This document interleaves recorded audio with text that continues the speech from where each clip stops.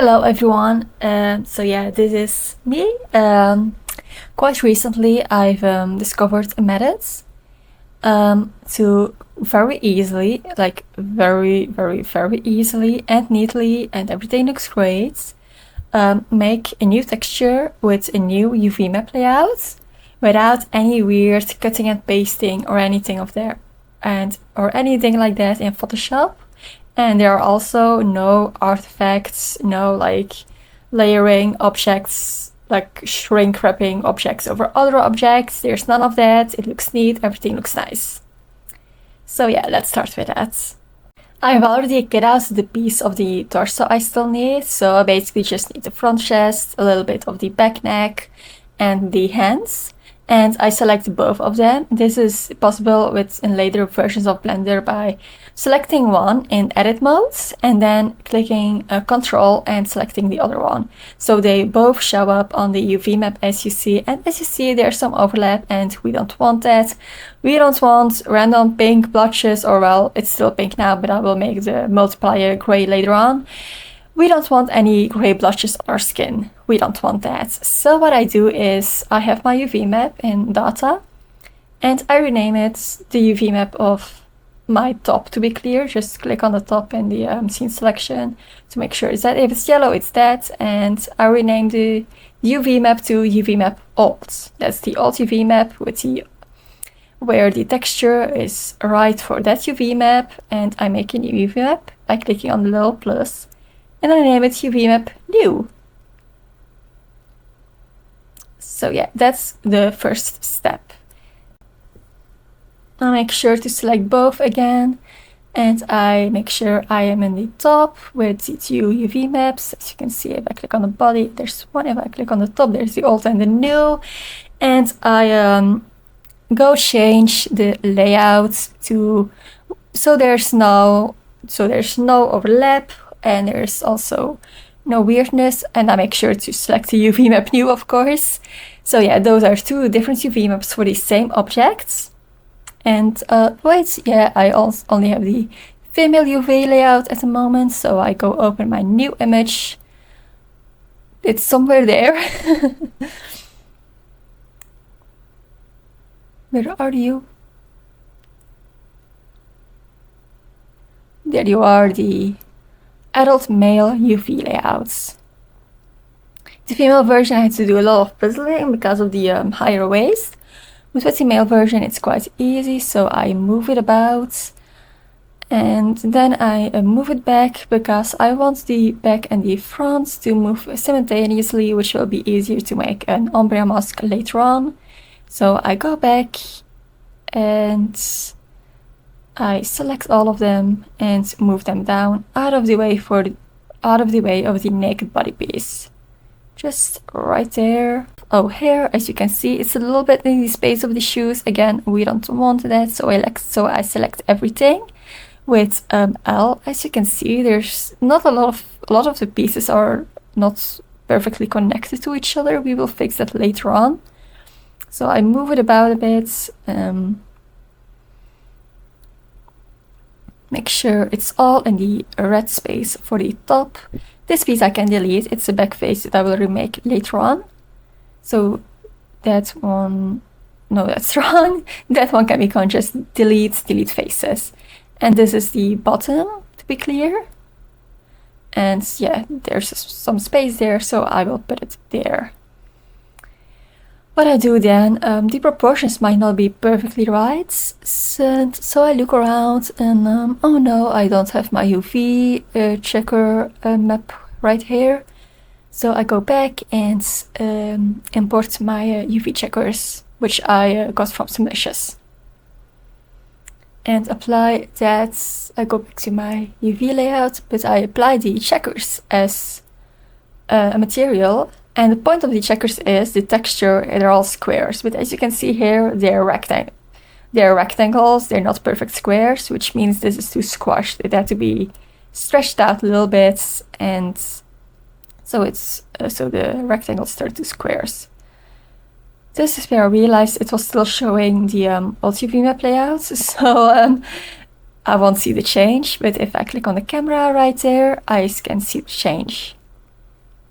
And yeah, as you can see it move around a bit, and the more I stretch it, the flatter the rectangles become. First they become squares, then they become rectangles, but of course that isn't the goal, to have it so stretched out they become these very flat rectangles. So yeah, I keep moving it around a bit as much as possible until they are all more or less nice squares, which isn't quite possible because I did a lot of weird proportional editing to like delete the boob contour and such, so it won't be perfect, but I mean, any like weird pattern deforming that's in there, I mean, it looks like when you wear clothes, when you wear a striped dress in real life, it also moves a bit with your body contours. That's normal. So a little bit of pattern deforming is fine in my opinion if it's in realistic places. Like if you got a flat surface and suddenly a line of a striped pattern goes like wee, wee, all squiggly, that's not right, of course, but when it's just the pattern follows your body contour, it's right, it's normal. So I keep moving it around a bit. Just a tip, if you click G to move, I guess you know G to move, but if you then click G and I, it will only move on the I axis, so up and down, and when you click GX, it will only move to the left and right on the X axis. So that's very handy when moving things around and you want things to move nicely together. Yeah, just checking things up here because these rectangles right here were a bit weirdly stretched out and I want them to be squarer. In the end, I didn't quite achieve my goal, but more or less.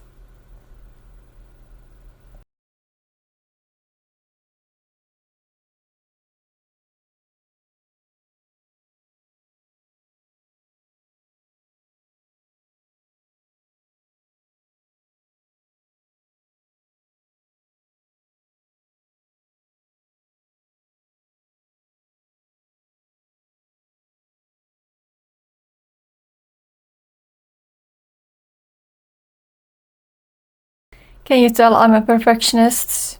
Now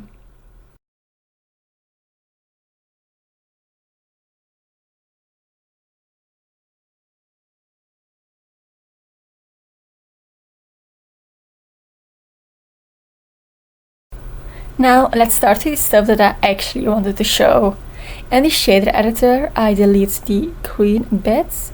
Just delete, we don't need it, and instead I just connect color straight to the material output. But first I have to select my material, just the OG texture, well, not the original anymore because this is the second round of UV map editing, but the original texture, and I connect it straight to the output. As you can see, because I've got the new UV map selected now and it's the old texture with the different layouts, it's wrong, it renders wrong. So I select the UV map old and connect it to set texture. And then I also turn on the camera icon. So yeah, it shows up, the old texture with the old UV map shows up on the 3D view. And then I make a new texture.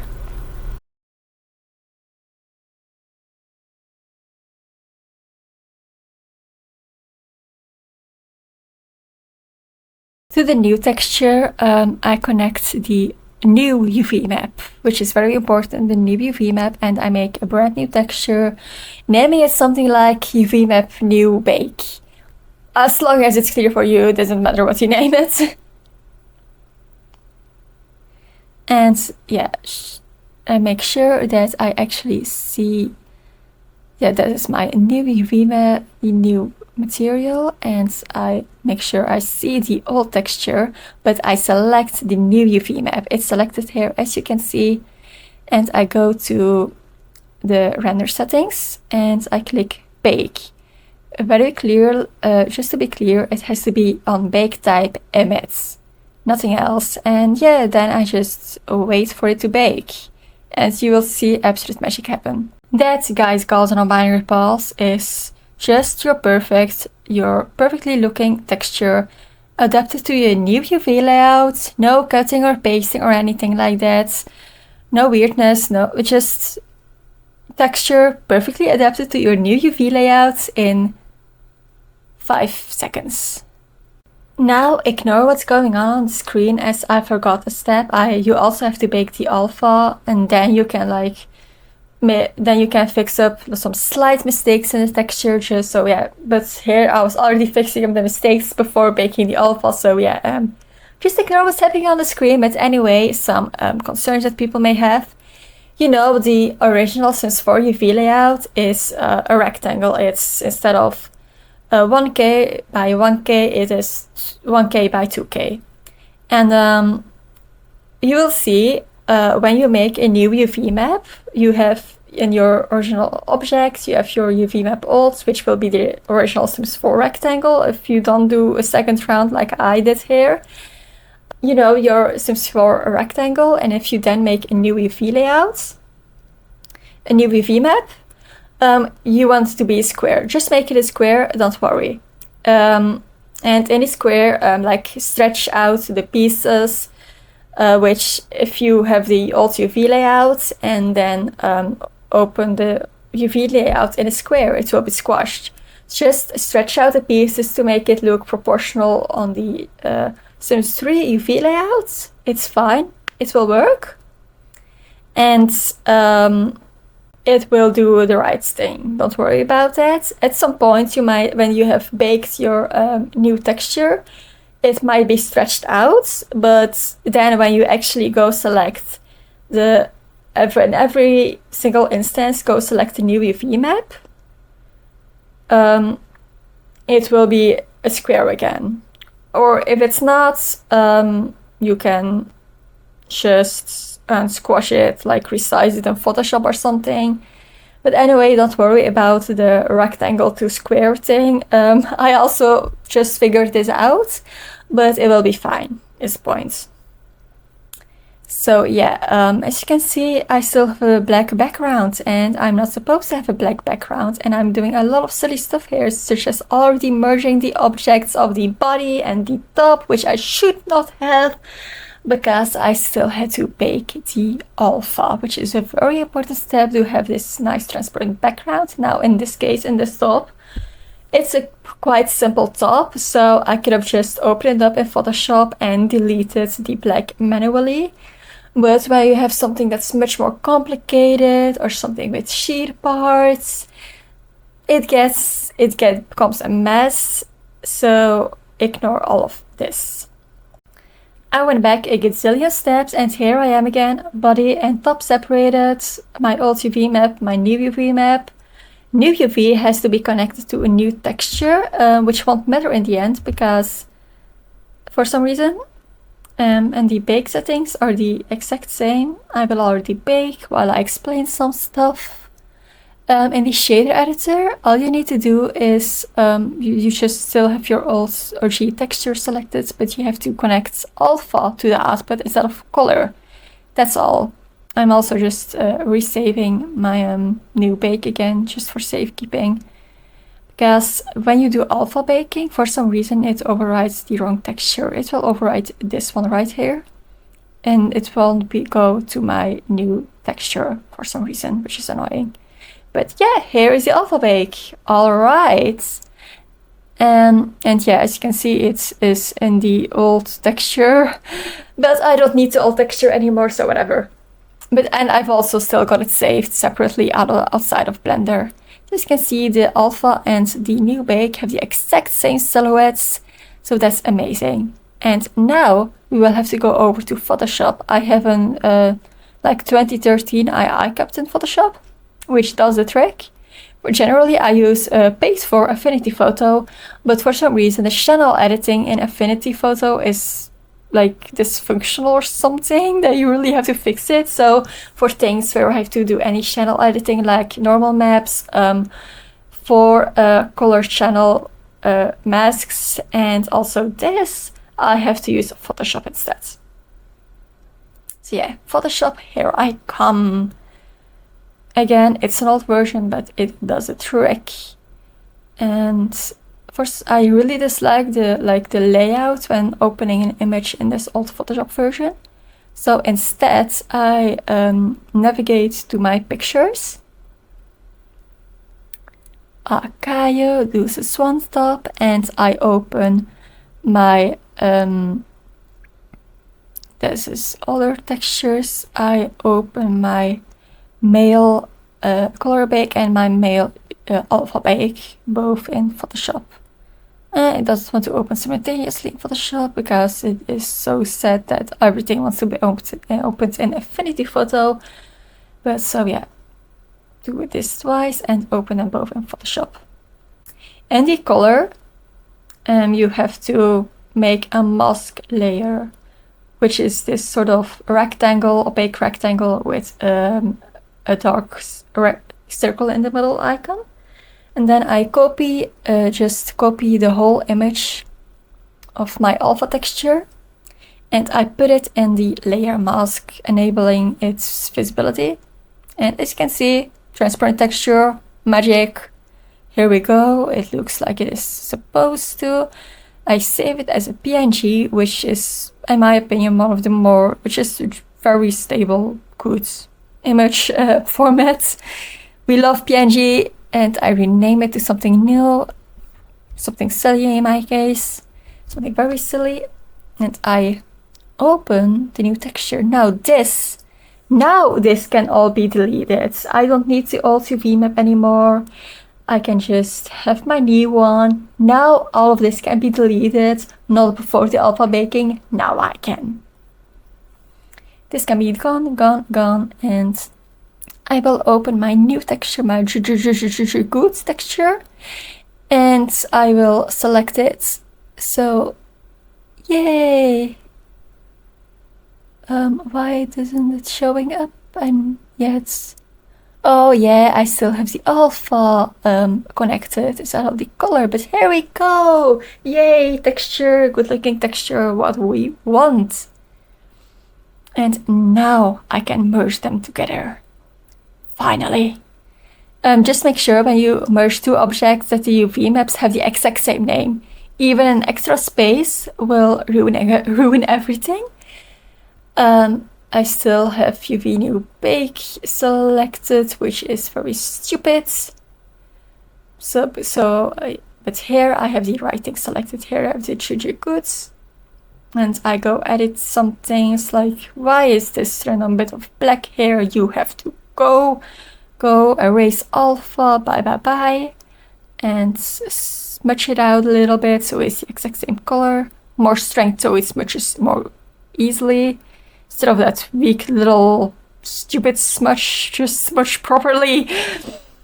And yeah, yay! I have a nice texture. I will still do some editing, mainly around the boob area, because as you know, this started out as a female top, which means it has some boob shading, highlighting. But I already saved this just to be sure. Instead of editing further, I get distracted and start doing something else, which is closing up all these gaps that exist between the torso and the top right now. I could do the F2 method, but it isn't really necessary because there are very narrow gaps and it already has these sort of back faces. So instead I move them about and sort of connect them to the nearest by vertex of the top. You have to make sure you don't do any changing to the actual torso, but the top itself can change about. And so yeah, I move the vertices of the top to the torso to close up everything with the magnets, which is next to proportional editing. Very handy. Sometimes it goes in like a totally wrong direction though, so make sure to check things from multiple angles, hide bits of the body sometimes, which if you don't know yet, to hide stuff, you have to select faces or select the whole UV island and click H, which will the H from hide, so that is hidden. And then to unhide it, just Alt plus H. So yeah, I started doing this all around the neckline and then also all around the wrists, which was a lot of fun. Sometimes frustrating, sometimes I added an extra face with the knife tool again. I added an extra face to the body or an extra face to the top. Or I dissolved vertices of the top. I made sure not to dissolve vertices of the body, but sometimes I still did it. I also did some more proportional editing here and there where I found it to be necessary in retrospect. Or in this case right here, I was like, the torso goes underneath a little bit too far in my opinion. So I hit the top, clicking H, and then I cut away a bit more of the torso.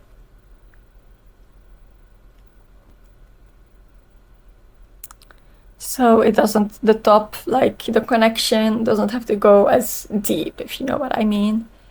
Deleting those faces, bye faces, be gone. And yeah, back to the usual, moving around these vertices. I mean, this might seem very finicky, and it is finicky, but like when you sort of get in the flow, it isn't that hard. You just have to make sure to, like I said, check things from multiple angles, and also be prepared to switch a little bit between the magnet, between proportional editing, between none of them labeled when you want to do something very precise. I often use proportional editing for moving things around though, especially when the vertices aren't all merged by distance yet, to make sure I don't accidentally open up any seams. So I just continue on like this. I can be blue, I can be brown, I can be violet skies, I can be purple, I can be hurtful, I can be anything you like. I can be blue, I can be brown, I can be violet skies, I can be purple, I can be purple, da da da da da. Snow glows white on the mountain nights, footprint to be seen. A kingdom of isolation, and my foot hurts randomly. Don't worry, my foot doesn't hurt anymore, but gosh, I should have sped this up even more. But I was like, hey, maybe someone can learn something from me doing this. So, I mean, if it speds up too much, people won't be able to see what I'm doing at all anymore, which isn't exactly the goal of a tutorial, if you can't call this one. I'm just messing about, really. This voiceover is voiceover 17, which is the very, very last one. I was just going through the video and being like, hey, I should fill some time there. I should talk some there. So yeah, this is me. Hello.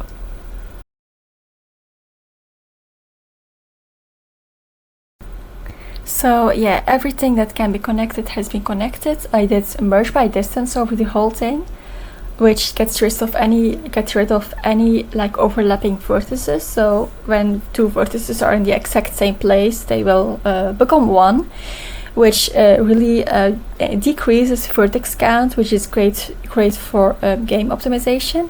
And here I am doing a smaller scale version of the F2 methods, which I explained in another video in detail. So yeah, I just select the edges, click F, click Ctrl T to triangleize it right away, and then click I to separate it.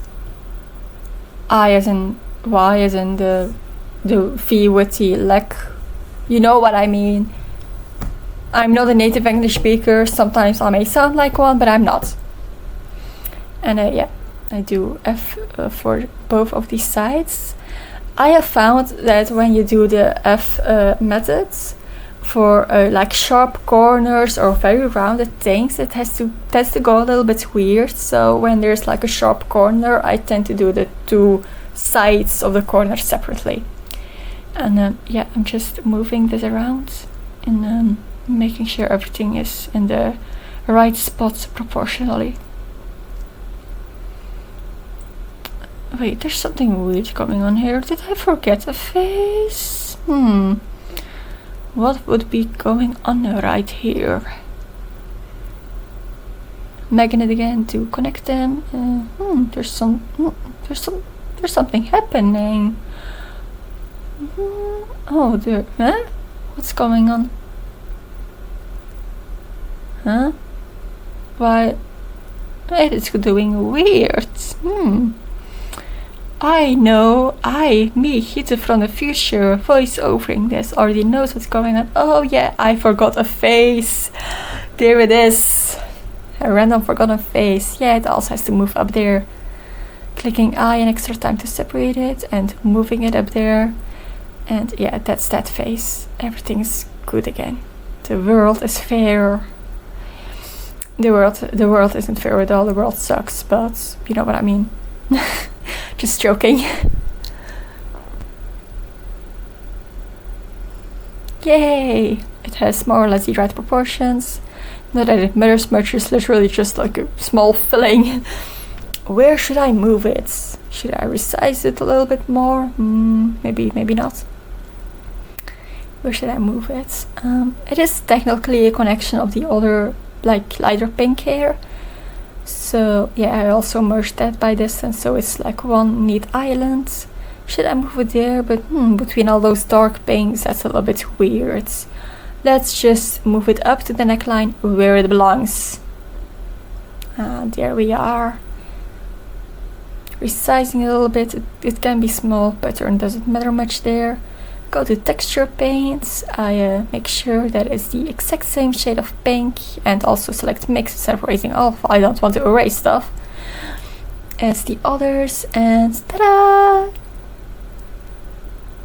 That gap is nicely filled up again. Not that it matters much, but just pouring out the edges a little bit, and ta-da! Gap is filled. What we wanted. So last but not least, here I am simply, I will be recoloring the chest a bit. I had previously tried to like erase the boob highlights, but it's a little bit weirdly shapen, so I am blurring it out, but that wasn't quite doing the thing, so instead I went back to the lighter color, the lighter shade of pink. Again, I just use pink right here because it is higher contrast with all the black and gray stuff, so it's easier to see. But I will make it is the multiplier, and I will make it gray later on in Photoshop when I make the mask and such. A softer type of brush. And there we go. That's too much light pink. I will fix it again. Blur, blur, blur. Smear, smear, smear. Yeah, but that isn't doing it. It's too much light pink past Hita. Come on, go get the darker pink. You can do it.